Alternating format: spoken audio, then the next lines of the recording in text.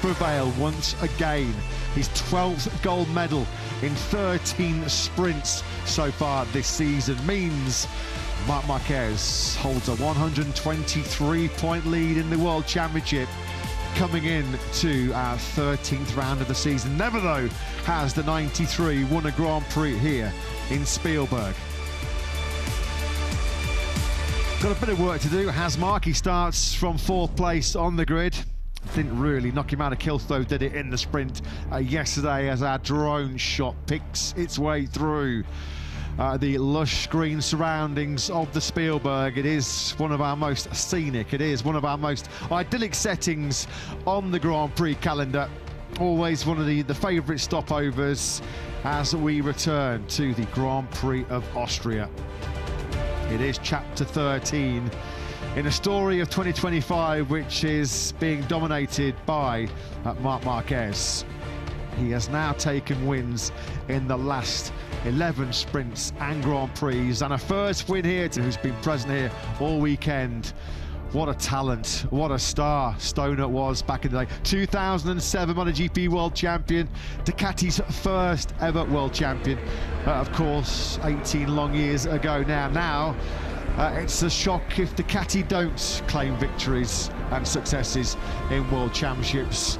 Of course, he did the business as well on a Repsol Honda back in 2011. Without any question, the number 27 was one of the very best to ever do it in Grand Prix racing. A journey which started all the way back on the Isle of Man in 1949. In our 999 previous Premier Class races, we have celebrated 122 winners, 279 podium finishers. Who will be winner of Grand Prix number 1000 after Harold Daniel took the very first all the way back in 1949. It has been some journey since then, and now we are set to laud the modern day MotoGP superstars, just as those Austrian fans are too. With Marco Bezzecchi for the very first time in a Grand Prix, starting from pole position after his brilliance in Q2 yesterday. 4th at the checkered flag in the sprint, recovering from a pretty average Friday when he was down in 18th place. 28 laps then will be underway in, about 40 minutes time here in the spectacular Styria Mountains. Matt Burton, Lewis Sotheby in the commentary box with Jack Appleyard down in pit lane. Some stars of the past we were marvelling at there in our commentary box position just above the main grandstand, Lewis, but now it's all about the stars of the present and the future as Marc Marquez looks for a first ever Grand Prix success here in Austria. Oh boy, was Marco Bezzecchi a star yesterday, of course. Marco Bezzecchi, winner of GP 1000 a couple of years ago at Le Mans. Can he win the 1000th in the very top class here today? Well, it will be against the run of play, given Aprilia's historical record over here. You wouldn't say it's necessarily Aprilia's strongest track on the calendar, and it looked it on Friday when, of course, Bezzecchi and his team and Jorge Martin were both outside the top 10. Bezzecchi, though, not only getting out of Q1, but going all the way to P1 by the time qualifying was concluded on Saturday morning. But he has the top 3 in the World Championship, the Ducati trio of Marc Marquez, Alex Marquez and Pecco Bagnaia right on his shoulder. Of course, Marco Bezzecchi, one of the last riders to actually finish ahead of Marc Marquez in any sprint or Grand Prix shape. Here is the Legends Parade. You can see there Luca Cadalora in the distinctive red and white Yamaha leathers. 250cc world champion back in the day. Of course, not that long ago, he was a rider coach and working closely with Valentino Rossi. Danny Pedrosa is here as well. I believe Danny's been having a few laps on Hiroshi Oyama's 250cc two-stroke. Great to hear some good old-fashioned two-strokes zinging around the Red Bull ring. A proper throwback. That was all to do with the start of KTM's Grand Prix journey, wasn't it? Now, in the present, well, they have got another superstar on their books. Pedro Acosta is in great form coming into this Grand Prix of Austria. Massive home weekend, of course, for Red Bull and for KTM. Well, he was third over the line in the sprint yesterday.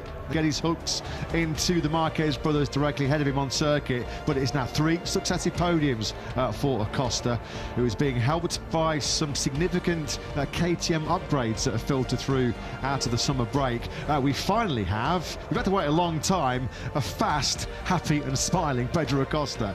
Yeah, some of the upgrades, in particular to the front of the bike, the aero upgrade, something Pedro Acosta's been calling for quite some time. All the way back to the Aragon test, he's been asking for that particular performance upgrade. He now finally has it, and Pedro Acosta hitting form at just the right moment from a KTM point of view with their home Grand Prix here today. Well, Pecco Bagnaia, boy, does he feel like he's away from home right now, having struggled so badly in the sprint yesterday, although he was certainly very clear in his mind that the circumstances were beyond his control. But no points once again out of a Tito sprint for Pecco Bagnaia. We saw him shaking his head more than we saw him making overtakes. It all began with this disastrous start. That was scary. The more you look at that, the scarier it gets, particularly not just for Bagnaia, but 4 riders behind him who really had to check up cat-like reactions, I should say. I'll put my teeth back in, for the likes of Morbidelli, Bastianini, Mir and Marini. That was really scary stuff off the line, and Bagnaia had rear tyre problems throughout the sprint. He said he felt it was a shocking Saturday for Bagnaia. Let's look at this. No stability whatsoever on the rear. It was like he had a square tyre in the back of that factory Ducati. A big shake of the head, and ultimately he called it a Ducati underneath him was practically unrideable. And that's what it means. That was the disconsolate figure of Bagnaia, barely able to contain his disappointment inside the factory Ducati garage. Are there going to be any crumbs of comfort today for the 28-year-old Italian? He's not finished lower than second in the last 4 Grand Prix here at the Red Bull Ring. He's won the last 3. He does start from the front row in 3rd place, but it's a big ask for him to get on par and beat the Marquez brothers once again over the full 28-lap distance. What will help Pecco Bagnaia is that one of the Marquez brothers in question does have a long lap penalty to serve. You just saw him, Alex Marquez, as we look at some seriously illustrious MotoGP company legends of the past, who I'm sure could pretty much compete at the present. Casey Stoner and Danny Pedrosa here on your screens, 2 of the very best to ever put their leg over a Grand Prix motorcycle. Career-long rivals, weren't they, those two, in 125s, 250s, and eventually as teammates in Repsol Honda in MotoGP. Can you imagine a sort of a comparable lineup to that in the Monday? I guess Bagnaia and Marquez, Pedrosa and Casey Stoner was just a mouth-watering lineup back in the day. Unfortunately, a little bit of sad news to bring you, housekeeping news. We are missing Maverick Vinales once again from this Austrian Grand Prix. Pain in his left shoulder. This is all, of course, a legacy of his Q2 crash in the wet conditions in the Sachsenring a few weeks ago. Missed the sprint and the race action in Germany. Missed the race action also in the Grand Prix of Czechia. Bravely tried to return to action just 5 weeks into what is going to be a 16-week painstaking rehab for the Spaniard. Unfortunately, Vinales withdrawing yesterday from the remainder of this Grand Prix of Austria, and also confirming he will not be on the RC16 next time out in Hungary. So a bit of a tough time, a tough break as far as Top Gun is concerned. You'd imagine Pol Espargaro might be seconded into action once again next time out at Balaton.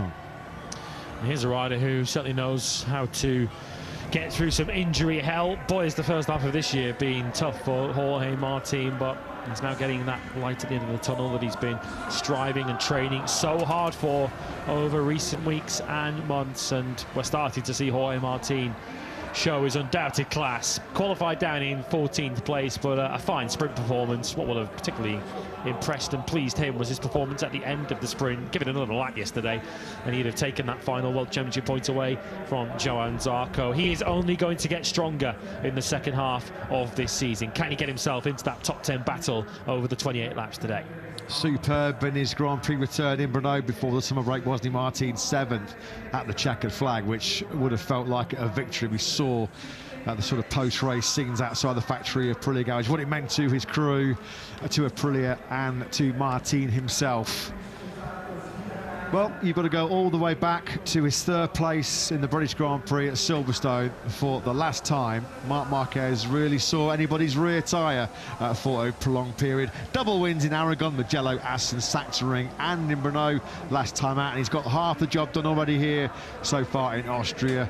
Let's find out shortly whether he can complete yet another double victory. Yesterday, in that 14-lap sprint, we should really have been talking about another stellar ride, another top performance by Trackhouse Aprilia's Ralph Fernandez, because he was running in a superb fifth. Top six once again beckoned for Fernandez before he had an unfortunate issue with the rear ride height device.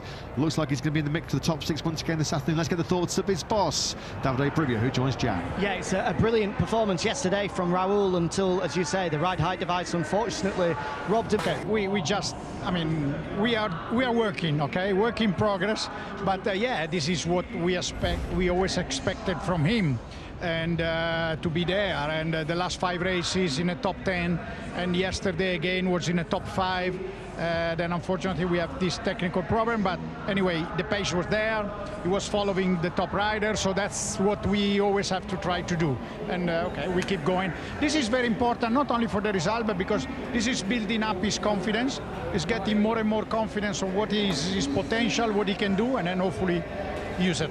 I think we've seen this year, not only has he taken a step on track, but his preparation off track has changed quite a bit. Mentally, he looks as prepared, but also as calm as he's ever been as well. How much has gone into getting Raul to the position where he can start to build forward? Yeah, no, he also changed his preparation, his training way, paying more attention on the diet, what he's eating. So for sure there is more work, different type of work there between races. So he's a guy that is working very hard, training in the gym, doing everything he has to do.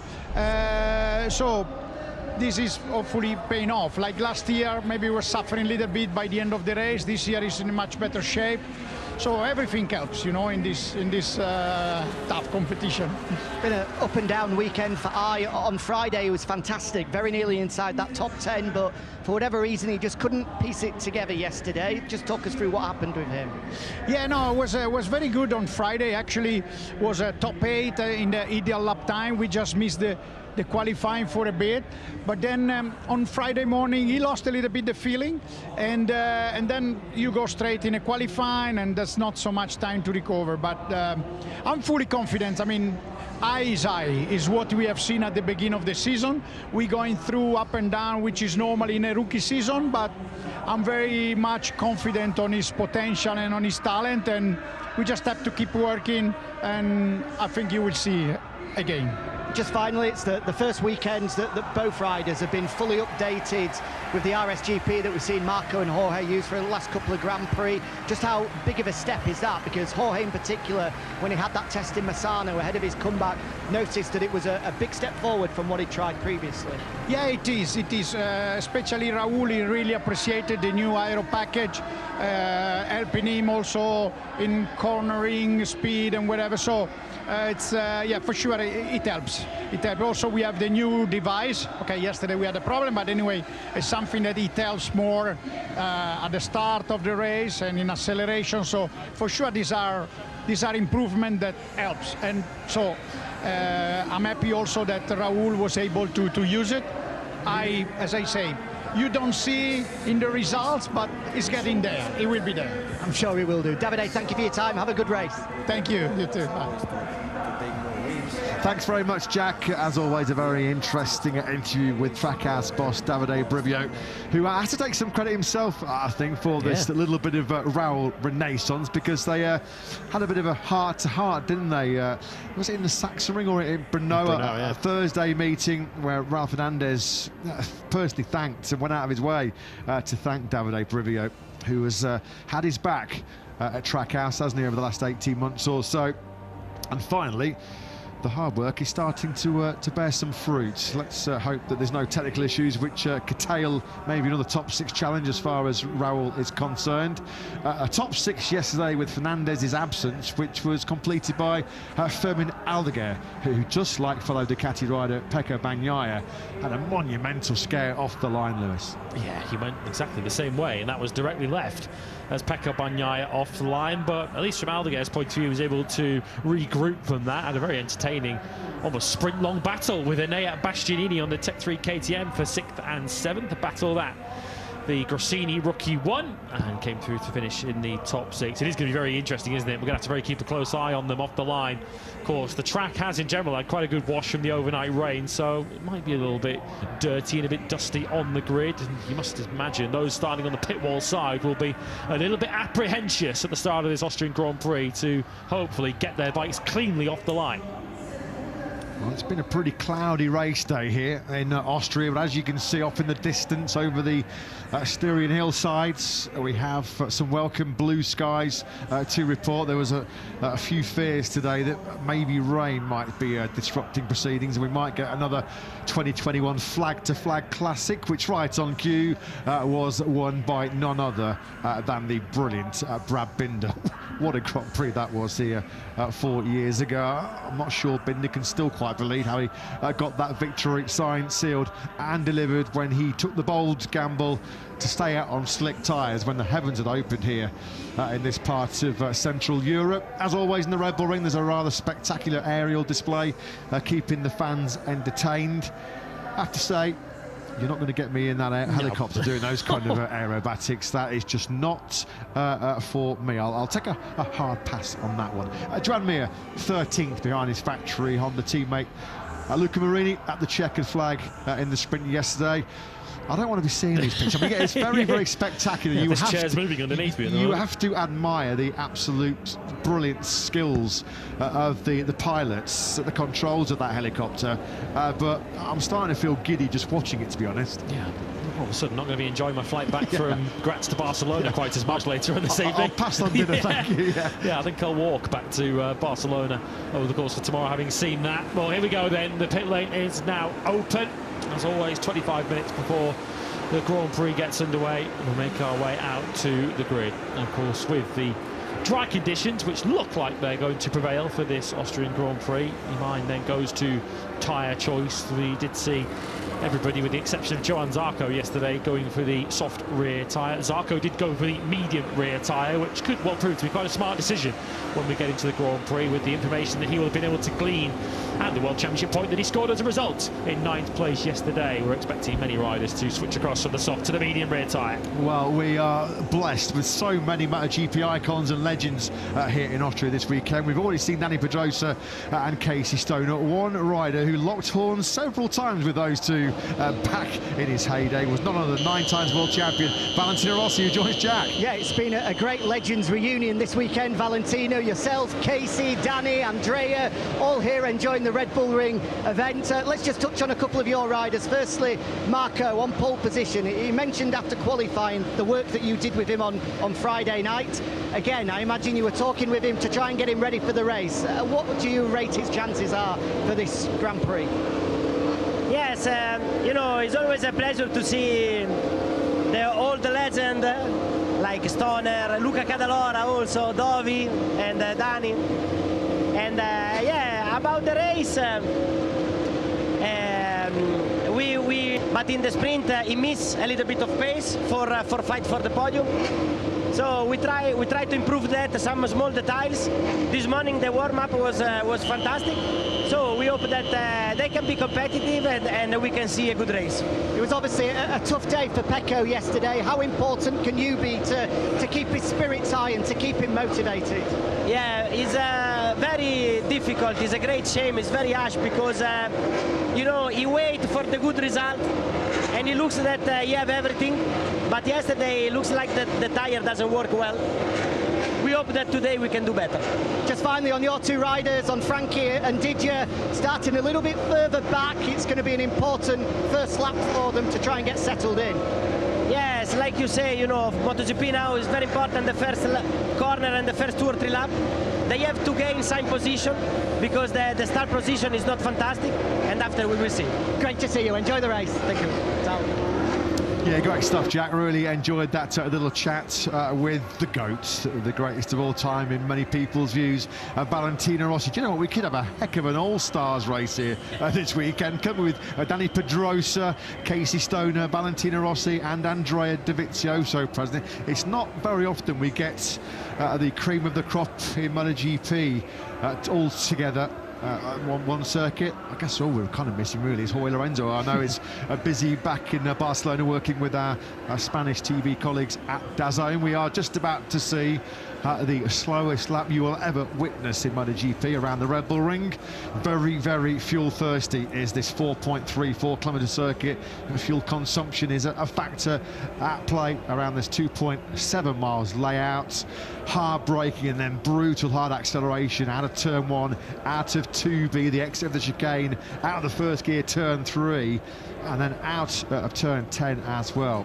You've got to get your numbers spot on. Make sure you have as much of the power available to you for as long as you possibly can in this Grand Prix. Marc Marquez, 4th on the grid. Can he make it? 6 successive double victories. He has been so dominant so far in 2025. Throughout the whole of last year, where he moved over to Gresini Ducati, where he made the move, he told the journalists apparently earlier on this weekend that he actually rode in Gresini Racing last year for nothing.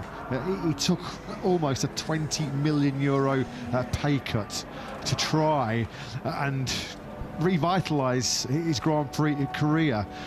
He said the only money he took last year was from his personal sponsorship deals. Gives an indication of just how much Marc Marquez wanted to prove to the world that his best days were not behind him, that he was over all of his horrific injury nightmare. Some decision he took, wasn't it, to make that switch over to the Gresini Ducati, because he has already scored 1 point more in the opening 12.5 rounds of the season than he did in the whole of last year. Some story for the 93. But he doesn't start from the front row of the grid today. Marco Bezzecchi, Alex Marquez and Pecco Bagnaia. Remember, Alex Marquez has a long lap penalty to serve. Marc Marquez, Enea Bastianini and Fermin Aldeguer on row 2. Pedro Acosta holding the KTM hopes from 7th. He starts on the 3rd row ahead of Frankie Morbidelli and Raul Fernandez. As you look at the second half of the grid, which includes 12th place Johann Zarco, let's head down to the grid and hear from the Frenchman who's talking to Jack. Yeah, who's just got a wasp on his right shoulder I'm trying to get rid of. There we go, nicely done. Johann, it looks as though it's going to be a tough one for everyone, going into the unknown a little bit. It's far cooler than what it's been all weekend. How much of an impact will that be, and how do you see the race planning out? Yesterday was good to do a nice sprint with the medium rear, and we had good information for it, because I guess that everyone will be on the medium rear for this long race. There is a high consumption of tire, and also there is this consumption of the fuel on this track, because we are using full power in all the straights.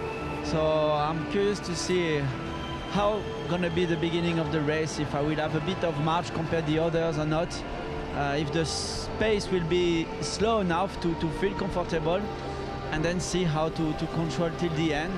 Maybe a bit of rain can come, but I think we will keep it drier till the end, and the rain will come a bit later. But we cannot expect a very high position, a top position today. But at least in the top 10 would be a great result to get some points. Good luck. Merci. Yeah, merci beaucoup, Johann Zarco. Always good to hear from the Frenchman, who's always gracious with his time down with Jack on the grid pre-race in MotoGP. A successful summer break, wasn't it, for Zarco? As he successfully defended his Suzuka 8-hour crown. He was getting some brownie points as far as HRC are concerned. You'd imagine that behind winning the MotoGP World Championship, the Suzuka 8-hour is the one race of the year that the Japanese brands really do want to win. And he made a good point there. He was the only rider in the sprint yesterday that ran the medium rear tyre, so he's got a lot of data and information collected on the medium rear, because that initial graphic, the initial information we have as far as Michelin are concerned, all riders participating in this Austrian Grand Prix are picking the medium front, medium rear tyre. There is the legendary Casey Stoner, 2007 world champion with Ducati, 2011 world champion with Honda, and of course it's an achievement that Marc Marquez is looking to emulate this season, winning the world championship for those two respective manufacturers. Pecco Bagnaia, pensive, looking rather calm in the box, but he'll be thinking, no doubt, about the start of this Grand Prix, getting that Ducati off the line and just hoping that his rear tyre perhaps behaves a little bit better than it did yesterday. We saw Casey Stoner on the grid a second ago. We can now hear from him. He's talking to Jack. Yeah, fresh from our Legends laps. Casey, who won that one? It looked like a close fight out there. Even our good friend Simon Crafar getting his elbows out. Yeah, I think the two strokes won, in my eyes anyway. It was to share a track with them, and unfortunately the 500s were gone by the time I got to MotoGP, and it was one of the biggest disappointments for me. So to be able to share a track and smell the fumes coming out the back of those and just watch what they were able to do, it's yeah, it was a beautiful thing. I spoke to you on Friday, and one of my favourite quotes from that chat about Marc in particular was, hard work beats talent until talent decides to work hard, and right now that's exactly what we're seeing. This could be 6 consecutive Grand Prix where he's won the sprint and the Grand Prix. It's sensational form that he's in. It really is. There's nothing you can say that's going to take away what he's done, what he's come back from. That's the other thing, that there's a lot of other great champions in the past, and it's something why I revered, Mick doing in the way that I did, because coming back from what he did to then go and win 5 straight was phenomenal.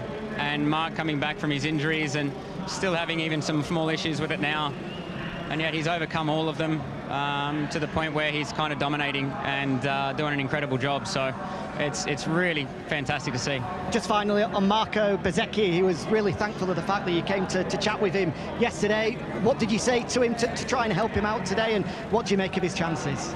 No, I'm not there to help him out today.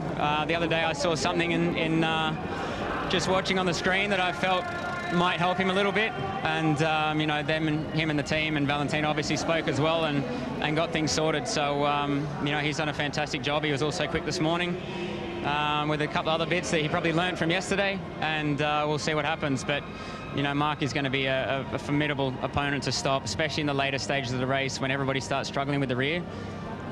It's basically trying to mitigate the amount of electronics that are actually working. You can rely on them all you want, but they're not as good as what a rider can be, and this is why Marc is showing his talent, and he's a little ahead of those electronics and able to utilize a lot more of the power. It's great to see you here. I think there's an old foe, a former sparring partner, Valentino, that's wanting to say hello. Thanks very much, Jack. Thanks very much to Casey. I don't know what a shot this is.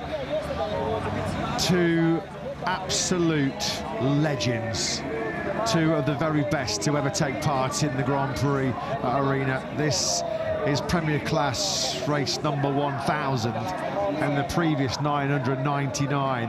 What did those 2 produce? Some great battles, some great races. Your mind goes immediately, doesn't it, back to Laguna Seca in 2008. I think Valentino's just sort of saying there to Casey, let's have a little catch-up after the race.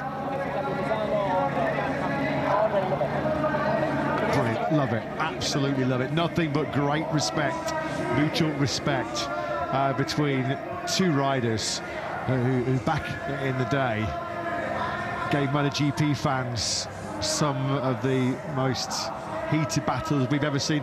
Who will ever forget the quote of Casey having the temerity to say to Rossi's face, your ambition outweighed your talent, when they had that collision at Jerez in 2011 in the rain conditions. To say that to Valentino. They were great rivals back in the day, and now nothing but great respect between the pair of them as we continue our build-up then to this Austrian Grand Prix. And as Casey said there's so much to admire about Marc Marquez, but he's well on course to complete arguably the greatest comeback ever in Grand Prix history. There's been some home Grand Prix weekends so far for KTM. Pedro Acosta on the sprint yesterday. He was a double podium finisher in Brno before the summer break. Surely there are huge expectations on a repeat here today in Spielberg. Let's get the thoughts of KTM boss Pit Byros with Jack. Yeah, I've got a feeling today, Pit, that Pedro is just going to have that little bit extra motivation. He's going to be all in to try and pick up a massive result for all of these Austrian fans. Yeah, I mean, first of all, it's so cool that we had the great performance already yesterday. So we could repeat what started in Brno or started a couple of weeks ago. And yeah, Pedro yesterday, he made an incredible first lap and then he made a pass. So third place was yesterday well deserved, but also kind of the maximum. I mean, the two brothers were really strong, but also we found still some improvement from yesterday to today. So let's see.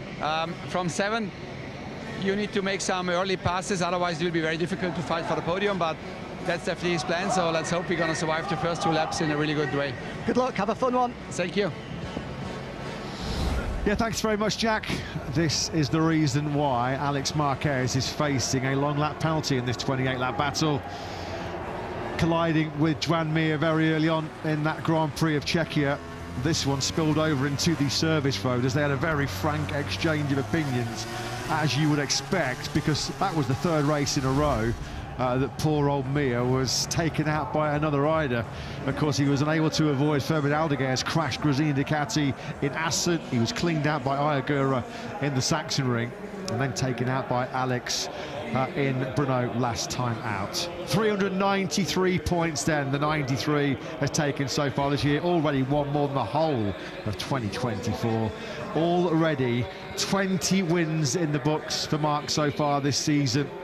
But one that has eluded him for so many years is right here in Spielberg. He has never won in MotoGP around this circuit. 96 career wins, 70 wins in MotoGP. Strange to think, though, he comes to Austria winless at this great venue.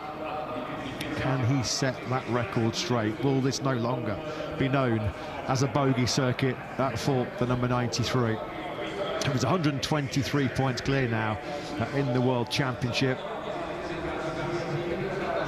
I feel the start of the Grand Prix is much more important for Alex Marquez than it is for Mark, even if Alex is starting from 2nd place, because of course Alex Marquez has that long lap penalty to serve. If he gets away poorly, then it increases his chances of returning to the track from that long lap penalty in the middle of the pack. So important for Alex, if he can, to try and get ahead of Bezzecchi, get the early lead and try and stretch the field out so that he can still feed back in somewhere near the podium once he takes that long lap. We always look forward to the pre-race grid ceremony and the national anthem. I have to say, I'm looking forward to what's coming up shortly from the Austrian contingent, because we're told that the national anthem will be played by a group called Velvet Wasted, which I have to say is a fantastic name. So that's all coming up in about a minute's time. But yeah, here we go. The Marc Marquez coming late to the grid. He took Ducati's 27th successive sprint win yesterday. If he's able to win today, or any Ducati rider is able to win here this afternoon, it will be a 10th Grand Prix success here in Spielberg for the Bologna brand. That would make it their most successful track in their history. The Austrian national flag parachuted in to Spielberg. Of course, it's been such a popular fixture on the Grand Prix calendar since we came back here in 2016. Some shot, isn't it? Always a great pre-race show here in Austria as the parachutist drops in, and we pause for our national anthem.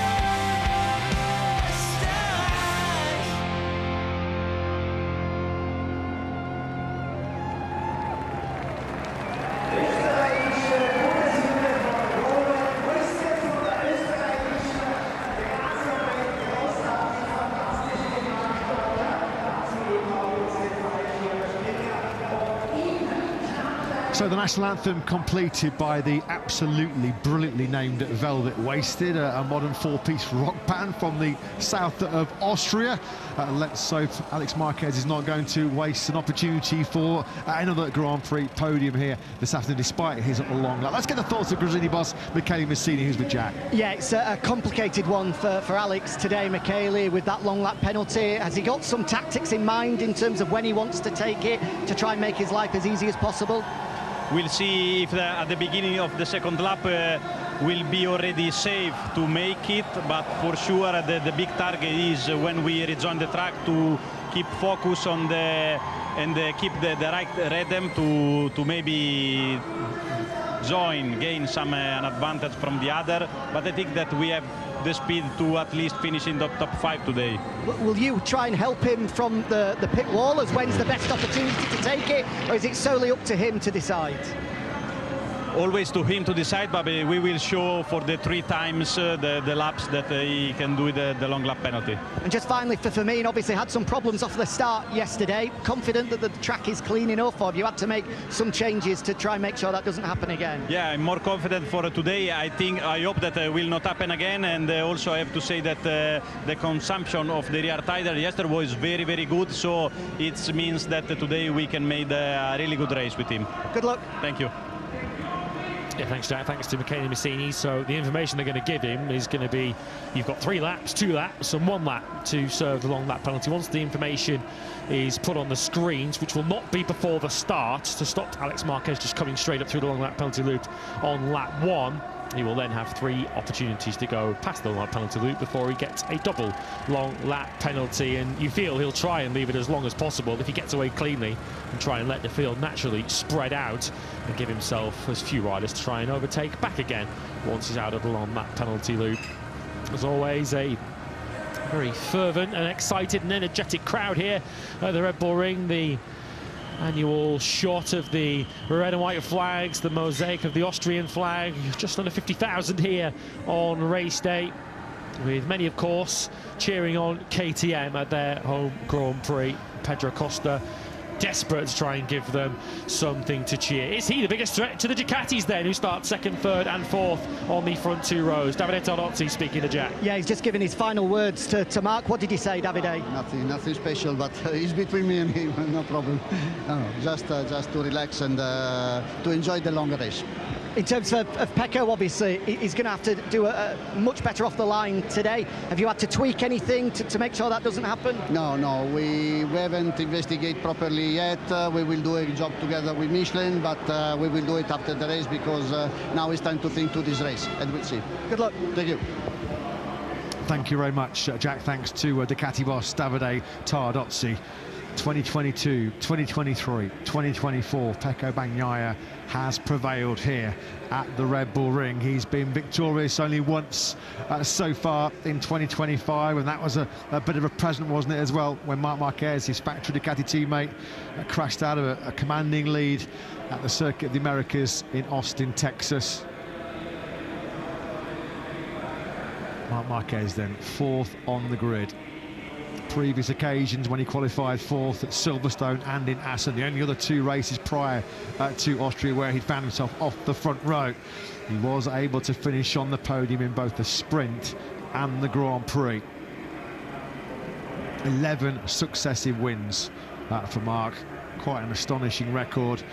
At the moment he's looking like a bit of an invincible force at the top of the World Championship. And Alex Marquez with work to do anyway to try and work out the conundrum of beating Marc over 28 laps, but that challenge made even more complicated by the fact that after the collision with Mir in Brno a few weeks ago, he will have to serve 1 long lap. That's going to cost him, you feel, 2 or 3 seconds. You can't really give 2/10 to Marc, can you, in this kind of form that he's currently in? Which means that unless he gets an extraordinary launch off the line and pulls away in the early stages, he's going to have to get some overtaking done in this Grand Prix. And it's when he's had to get overtaking done when we've generally seen Alex Marquez have those kind of collisions. Think back to Qatar, of course.